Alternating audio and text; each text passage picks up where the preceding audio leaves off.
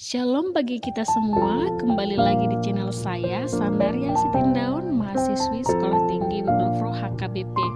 Jangan lupa subscribe, like, komen, dan share video saya. Terima kasih.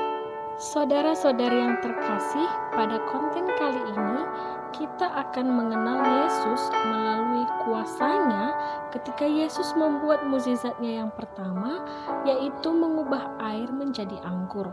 Untuk itu, tetap tonton channel ini. Pada suatu ketika ada pesta perkawinan di Kana yang di Galilea, dan ibu Yesus ada di situ. Yesus dan murid-muridnya juga diundang ke perkawinan itu.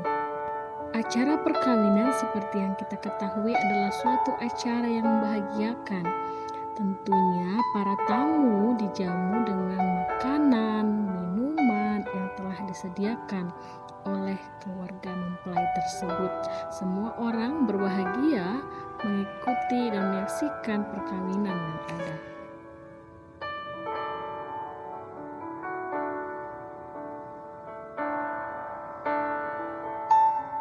Tetapi di tengah-tengah kebahagiaan yang terjadi, ternyata mereka kekurangan anggur.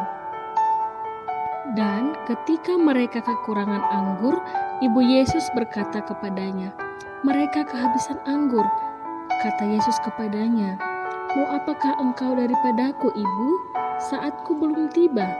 Tetapi ibu Yesus berkata kepada pelayan-pelayan, "Apa yang dikatakan kepadamu, buatlah itu." Di situ ada 6 tempayan yang disediakan untuk pembasuhan menurut adat orang Yahudi. Masing-masing isinya 2-3 buyung. Yesus berkata kepada pelayan-pelayan itu, "Isilah tempayan-tempayan itu penuh dengan air." Dan mereka pun mengisinya sampai penuh.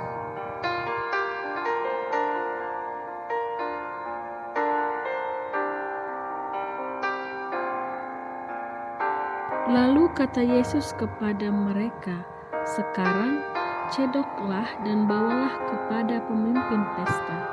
Lalu mereka pun membawanya.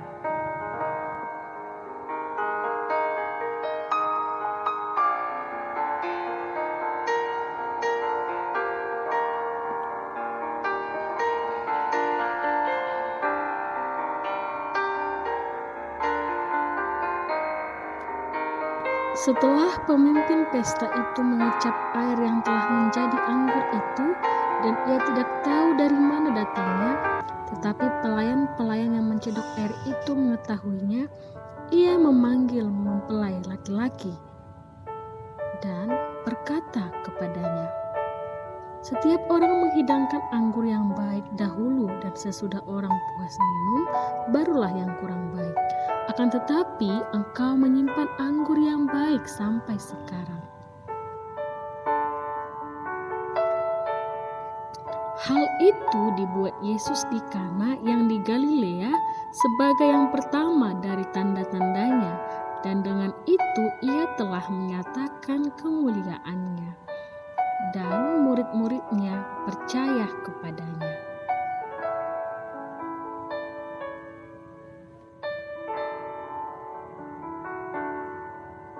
Melihat peristiwa tersebut, kita dapat memahami dengan berperannya Yesus di tengah-tengah pesta tersebut, maka masalah yang terjadi dapat diatasi dan pesta perkawinan tersebut dapat berjalan dengan baik, dan keluarga mempelai pria dan wanita juga tidak menanggung malu.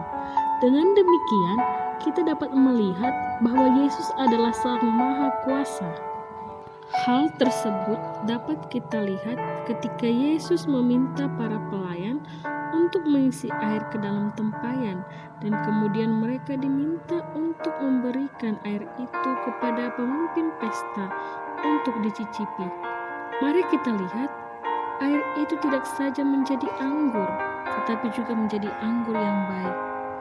Demikianlah kita dapat melihat betapa besar kuasa Yesus di dunia ini.